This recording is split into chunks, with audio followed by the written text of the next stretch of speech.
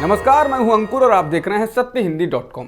आइए एक नजर डालते हैं अब तक की सुर्खियों पर। दिल्ली के मुख्यमंत्री अरविंद केजरीवाल ने बुधवार को कहा है कि केंद्र सरकार को नोटों में गणेश लक्ष्मी की तस्वीरें लगानी चाहिए।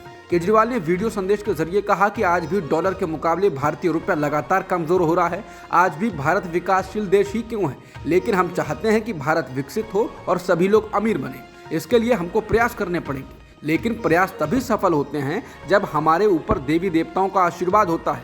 केजरीवाल ने कहा कि आज मेरी केंद्र सरकार और पीएम नरेंद्र मोदी से अपील है कि भारतीय करेंसी नोटों पर एक तरफ गांधी जी की तस्वीर है, वो वैसी ही रहनी चाहिए, लेकिन दूसरी तरफ श्री गणेश जी और श्री लक्ष्मी जी की तस्वीर लगाई जाए।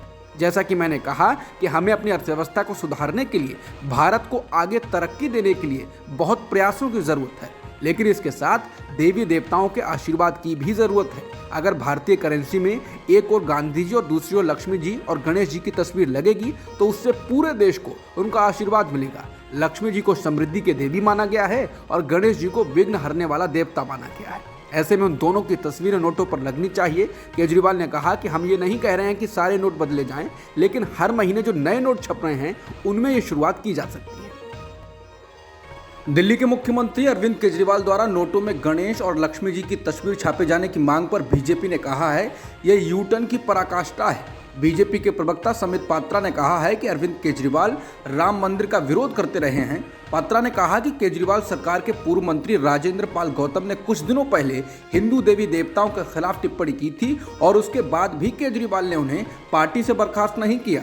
उन्होंने कहा कि अरविंद केजरीवाल कश्मीरी पंडितों के नरसंहार पर बनी फिल्म द कश्मीर फाइल्स पर दिल्ली विधानसभा में ठहाके मारकर हंसे थे। पात्रा ने कहा कि केजरीवाल आज हिंदू बनने की कोशिश कर रहे हैं और ये यूटर्न की पराकाष्ठा है।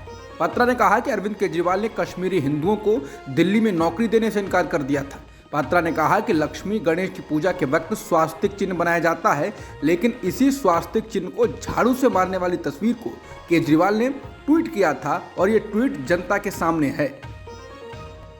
आम आदमी पार्टी ने करेंसी नोटों पर महात्मा गांधी के साथ भगवान गणेश और देवी लक्ष्मी के फोटो को लगाने की मांग को लेकर प्रेस कॉन्फ्रेंस की और बीजेपी पर हमला बोला। प्रेस कॉन्फ्रेंस में आम आदमी पार्टी नेता सौरभ भारद्वाज ने कहा कि बीजेपी को मां लक्ष्मी श्री गणेश से इतनी नफरत हो गई है कि वो भारतीय नोटों पर उनकी तस्वीर लगाने का विरोध कर रही है, जबकि अभी तक किसी मुस्लिम नेता ने इसका विरोध नहीं किया। प्रधानमंत्री जल्द से जल्द इंडियन करेंसी पर मां लक्ष्मी श्री गणेश जी की तस्वीर लगाएं। भारद्वाज ने इसके साथ ही इंडोनेशिया के नोट को दिखाते हुए कहा कि इंडोनेशिया एक मुस्लिम देश है, वहां 85% मुस्लिम और केवल 2% हिंदू हैं, लेकिन वहां की करेंसी पर श्री गणेश जी की तस्वीर है, तो यहां क्यों नहीं हो सकती है।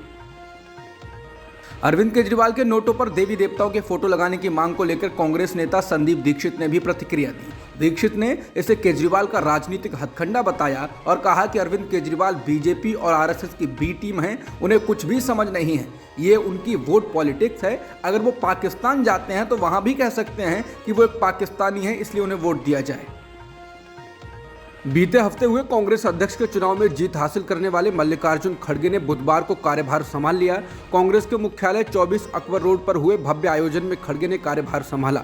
मधुसूदन मिस्त्री ने खड़गे को जीत का प्रमाण पत्र प्रदान किया। इस मौके पर कांग्रेस की निवर्तमान अध्यक्ष सोनिया गांधी, पूर्व अध्यक्ष राहुल गांधी, चुनाव प्राधिकरण के अध्यक्ष मधुसूदन मिस्त्री, राजस्थान के मुख्यमंत्री अशोक गहलोत समेत तमाम वरिष्ठ नेता मौजूद रहे।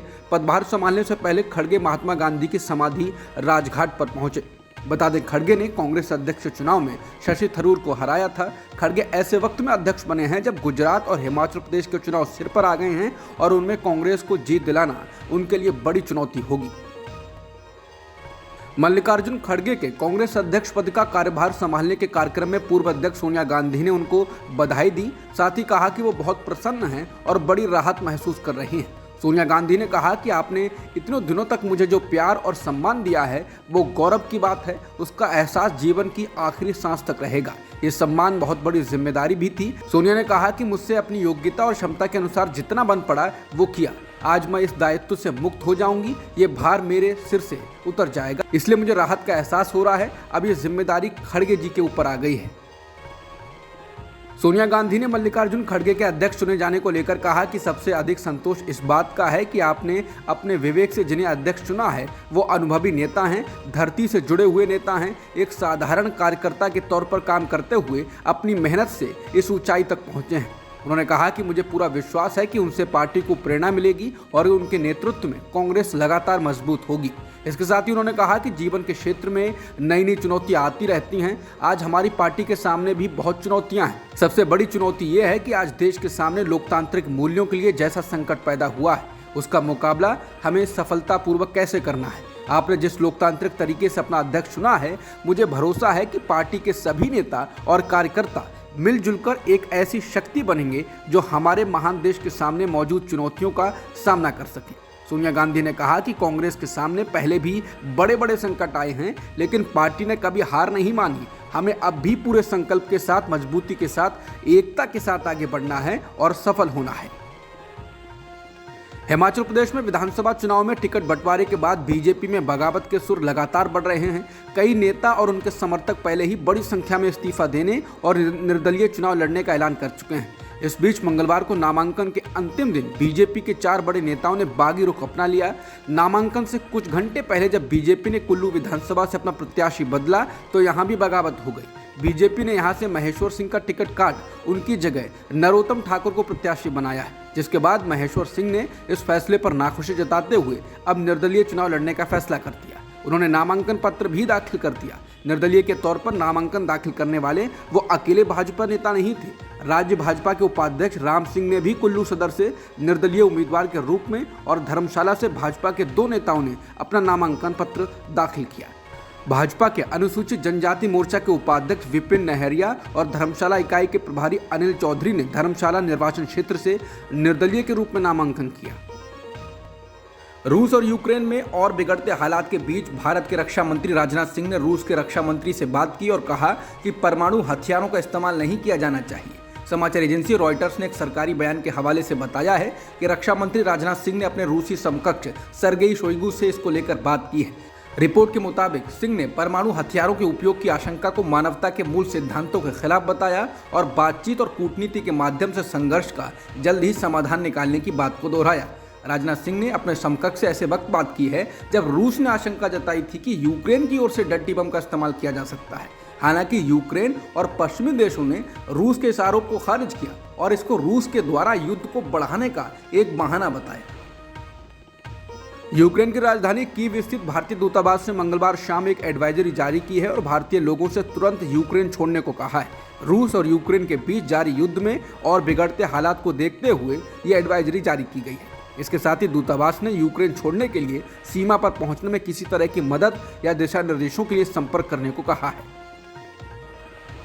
उत्तर प्रदेश के जिस निजी अस्पताल में ब्लड प्लेटलेट्स की जगह कथित तौर पर मौसम्बी का जूस चढ़ाने से मरीज की मौत हुई, उस पर अब बुलडोजर चलने का खतरा मंडरा रहा है। समाचार एजेंसी एनआई के मुताबिक प्रयागराज विकास प्राधिकरण ने ग्लोबल हॉस्पिटल को आगामी 28 अक्टूबर तक इमारत खाली करने का नोटिस दे दिया है। बताया गया है कि अस्पताल की इमारत को अवैध ढंग से बनाया गया है। मालूम हो कि प्रारंभिक जांच में चूक पाए जाने के बाद ही पिछले हफ्ते अस्पताल को सील कर दिया गया था। वहां कोई मरीज नहीं है। बता दें, प्रयागराज के निजी अस्पताल global hospital and trauma centre में एक शख्स को डेंगू के इलाज के लिए भर्ती किया गया था, लेकिन इस शख्स की इलाज के दौरान मौत हो गई। परिवार ने आरोप लगाया था कि अस्पताल ने मरीज को प्लाज्मा की जगह ड्रिप के जरिए मौसम्बी का जूस चढ़ा दिया, जिसके चलते मरीज की मौत हो गई। चक्रवाती तूफान सितरंग के कारण बांग्लादेश में 35 लोगों की मौत हो गई है। देश में कई जगहों पर बिजली कट हो गई है और लाखों लोग अंधेरे में रहने को मजबूर हैं। सरकार ने कहा है कि चक्रवाती तूफान के कारण 10,000 घरों को नुकसान पहुंचा है और 6,000 हेक्टेयर फसल बर्बाद हो गई है। मछली पालन से जुड़े हजारों प्रोजेक्ट भी बाढ़ में बह गए हैं। बाढ़ के कारण कई जगहों पर लोग फंस गए हैं। हालांकि मंगलवार दोपहर के बाद ये चक्रवाती तूफान धीमा पड़ गया। इसके आने से बांग्लादेश के प्रभावित इलाकों में 65 किलोमीटर प्रति घंटे की रफ्तार से हवाएं चली। इस तूफान के कारण पूर्वोत्तर में हवाई सेवाओं पर भी असर पड़ा है और मंगलवार को 7 हवाई सेवाओं को रद्द करना पड़ा। पाकिस्तान में हाल ही में चुनाव आयोग के द्वारा अयोग्य घोषित किए जाने के बाद पाकिस्तान तहरीक इंसाफ यानी पीटीआई के अध्यक्ष इमरान खान ने मंगलवार को घोषणा की है कि वो देश में जल्द चुनाव कराने के लिए लाहौर से इस्लामाबाद की ओर मार्च निकालेंगे। इस मार्च की शुरुआत 28 अक्टूबर की सुबह 11 बजे लाहौर से होगी। इमरान खान ने कहा कि हम लिबर्टी चौक पर इकट्ठा होंगे और इस्लामाबाद की ओर मार्च करेंगे। वहीं पाकिस्तान के गृह मंत्री राना सनाउल्लाह ने कहा है कि पीटीआई को इस्लामाबाद में शांति व्यवस्था बिगाड़ने से रोकने के लिए सभी जरूरी इंतजाम किए जा रहे हैं। अब तक की खबरों में इतना ही। बाकी खबरों के लिए बने रहिए सत्यहिंदी.com के साथ।